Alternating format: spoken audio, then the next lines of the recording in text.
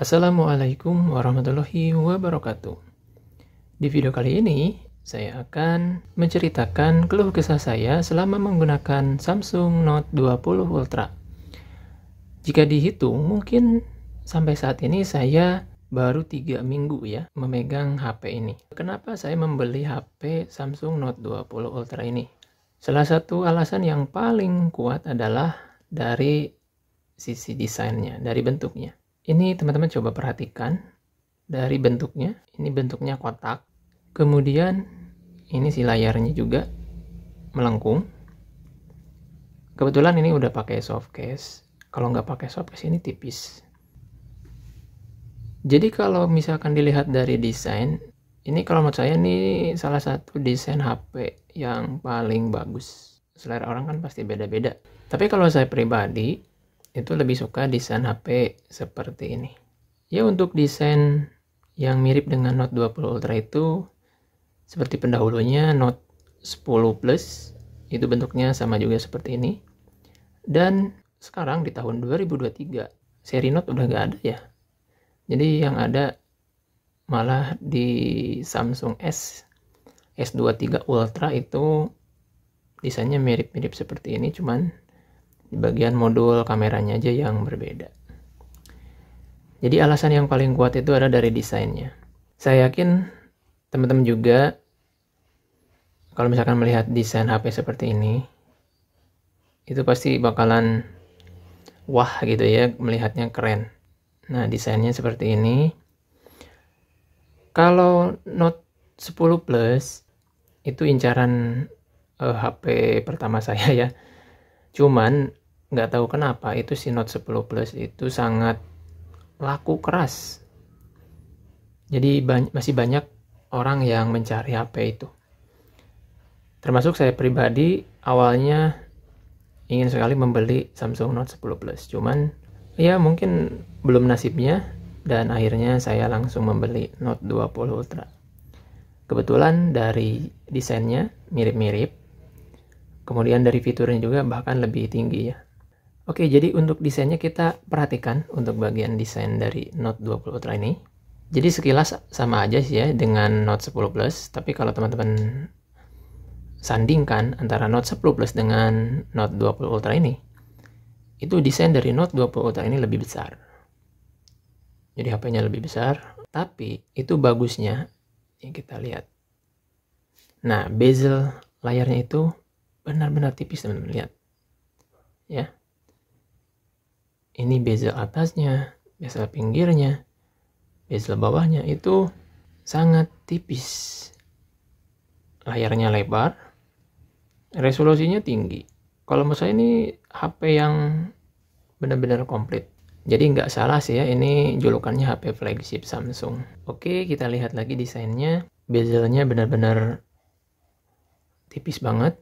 Dan kalau kita baca di GSM Arena, untuk layarnya itu aspek rasionya nih 91,7% screen to body ratio. Teman-teman silahkan cek saja, itu kebanyakan HP itu masih kurang dari 90-an persen. Ini desainnya seperti ini, melengkung. Nih kita perhatikan. Ini pinggirannya melengkung. Nah, ini melengkung.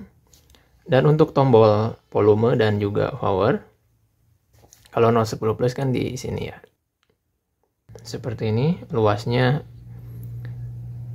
6,9. Ini mendekati angka 7. Jadi benar-benar sangat luas. Kemudian untuk proteksi layarnya, ya ini layarnya itu sudah pakai Corning Gorilla Glass Victus. Ya mungkin sebagian orang bertanya-tanya, apa sih itu Corning Gorilla Glass Victus? Jadi Corning Gorilla Glass Victus itu, kalau yang pernah saya baca sih ya, itu dipasang juga di HP Samsung S23 Ultra. Tapi si Gorilla Glass Victusnya itu yang kedua, kalau yang ini yang pertama katanya. Jadi si layarnya itu lebih tipis teman-teman.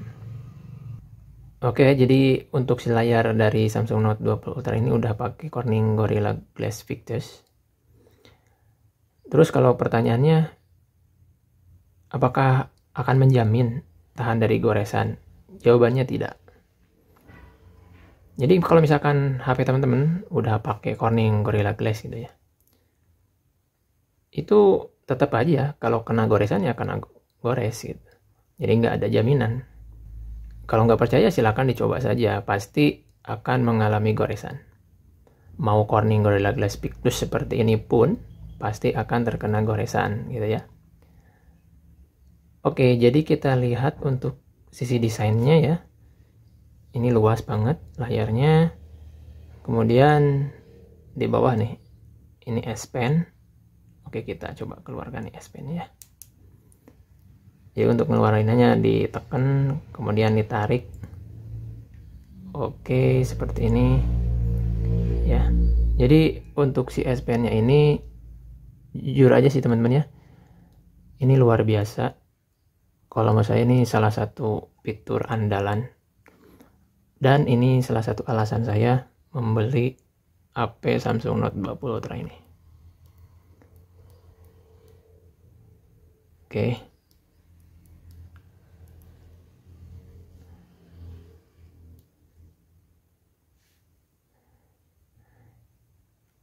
Oke, di sini untuk S Pen-nya.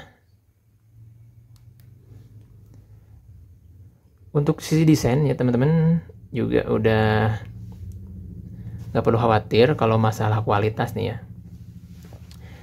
Jadi selama 3 minggu pemakaian HP Samsung Note 20 Ultra ini, kalau masalah kualitas gambar itu luar biasa.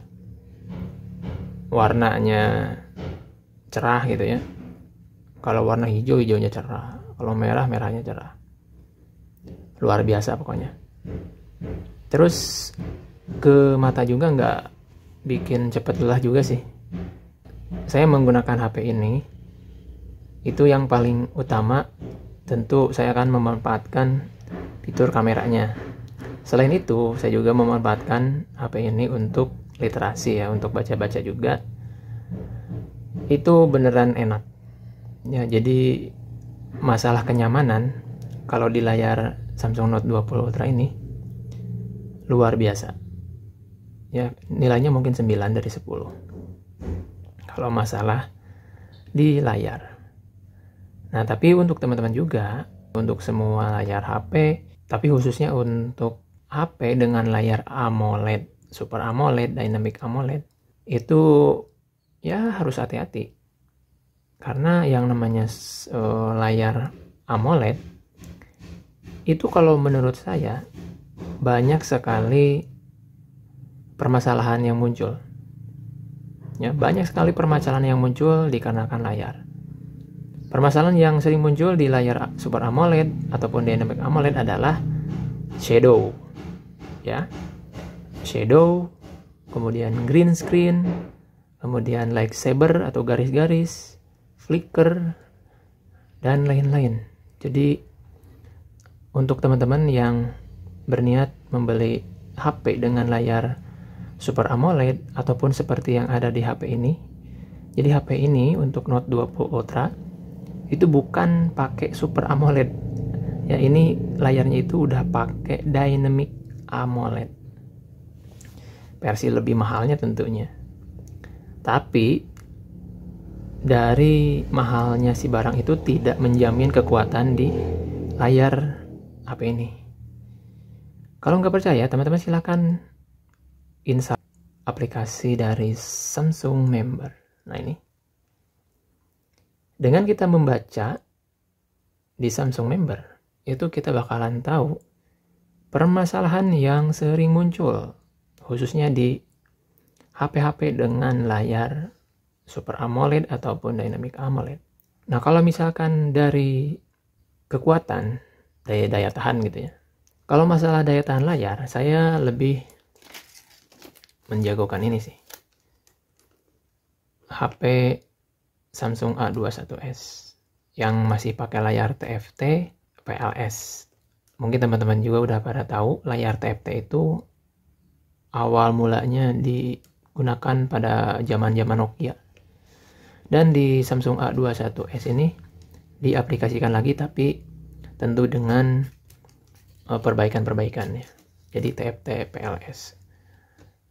Kalau dari daya tahan, itu saya lebih menjagokan layar IPS TFT PLS seperti ini. Jadi teman-teman, untuk para pengguna HP dengan layar IPS, PLS, TFT itu jangan khawatir, itu layarnya lebih tahan lama. Jadi kalau misalkan teman-teman sering di luar, sering kepanasan gitu HP-nya, memang itu kalau layar TFT, PLS, IPS itu kan kayak agak gelap kalau kena sinar matahari. Tapi itu lebih tahan lama teman-teman.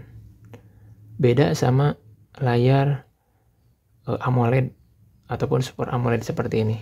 Kalau nggak percaya silakan sering-sering aja teman-teman misalkan berjemur di bawah terik sinar matahari. Saya yakin layarnya itu akan muncul masalah. Saya yakin seperti itu. Samsung Member ini itu yang paling sering dibahas adalah dari layarnya. Pokoknya luar biasa, banyak sekali, viral bahkan. Jadi layar dari AMOLED ini itu banyak sekali masalah.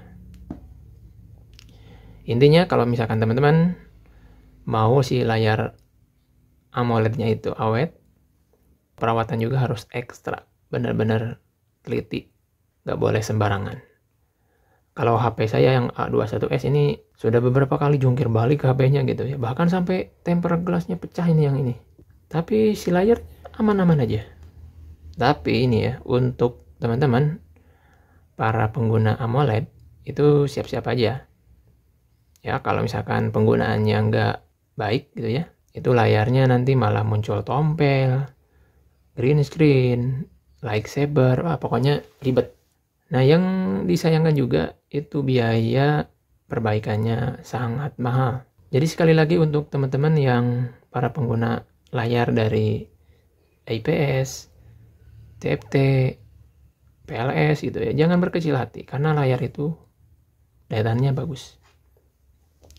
Nah, kemudian kalau misalkan saya ditanya kenapa kok saya membeli HP Samsung Note 20 Ultra ini. Sudah tahu kan, untuk masalah di layarnya itu kan banyak gitu ya. Alasan yang kuat saya membeli HP ini tentu yang pertama itu dari layarnya. Ini layarnya luas. Karena saya itu paling suka HP dengan layar yang luas. Kemudian untuk desainnya ini adalah HP dengan desain terbaik kalau menurut saya. Dan juga alasan kuat saya membeli HP ini tentu dari kameranya. Ini luar biasa. Hasil kameranya sangat-sangat baik sekali.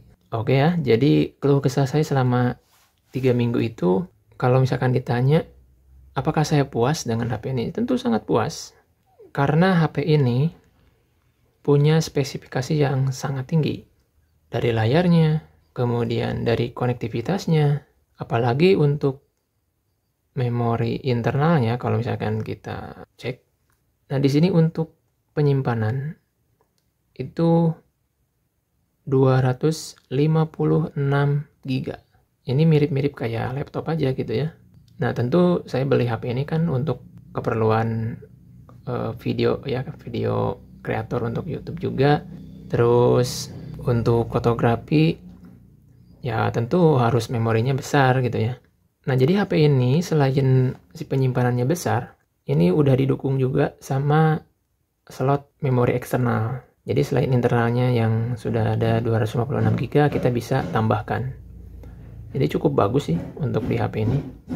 Nah, untuk memori RAM-nya di sini 3 GB teman-teman ya, untuk sisanya. Untuk kapasitasnya di HP saya ini ya, yang Note 20 Ultra itu yang 8 GB. Ada juga sih yang Note 20 Ultra itu yang RAM-nya 12 GB. Tapi yang pernah saya baca, RAM di HP Note 20 Ultra ini berbeda dengan yang di Note 10 Plus. Jadi DDR-nya itu udah pakai DDR5. tentu kecepatan ya, dari kecepatan udah lebih baik, tapi kalau dari kapasitas ya tentu masih lebih baik yang Note 10 Plus yang RAM-nya 12 GB. Kalau yang ini Note 20 Ultra itu masih 8 GB RAM-nya. Tapi ada juga sih ya yang udah pakai RAM 12 GB. Oke, untuk keluh kesahnya juga, kalau misalkan saya nonton video YouTube gitu ya,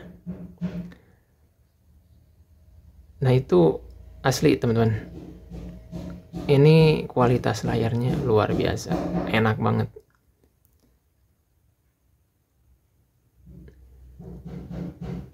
Jadi selain luas, kualitas dari layarnya juga sangat baik, enak, nggak gampang lelah juga sih. Terus NFC ada juga, NFC ya, nggak ketinggalan nih, teman-teman bisa cek aja di sini.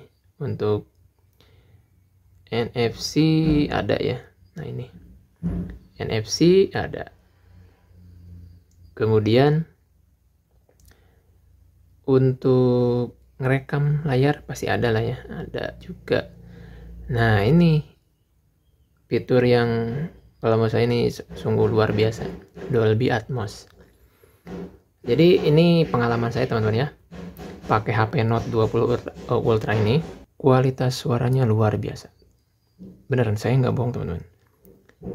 Sepanjang sejarah saya pakai HP, dari HP Nokia, HP Lenovo, HP Samsung yang ini sebelumnya, itu kualitas suaranya ini lebih mantep untuk yang Note 20 Ultra ini.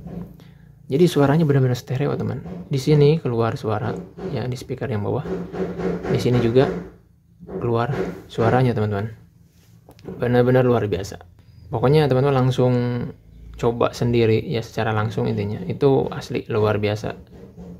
Kualitas suaranya benar-benar keren. Selain itu juga untuk mikrofonnya, di sini ada mikrofon, di atas juga ada mikrofon, di sini juga, nah di bawah sini ada mikrofon. Jadi mikrofonnya banyak. Untuk kualitas suaranya lumayan bagus juga gitu ya untuk perekaman suaranya. Oke. Nah, kemudian untuk masalah baterai. Oke ya, sini masalah baterainya itu tinggal 71%. Kalau kita lihat untuk kapasitas baterai dari Samsung Note 20 Ultra ini adalah 4500 mAh. Untuk sekelas HP flagship, kalau menurut saya ini masih kurang teman-teman. Minimal udah pakai 5000 lah. Kalau menurut saya untuk kapasitas 4500 ya nggak jelek-jelek amat gitu juga gitu ya. Jadi masih bisa diandalkan. Nah ini untuk 7 hari terakhir.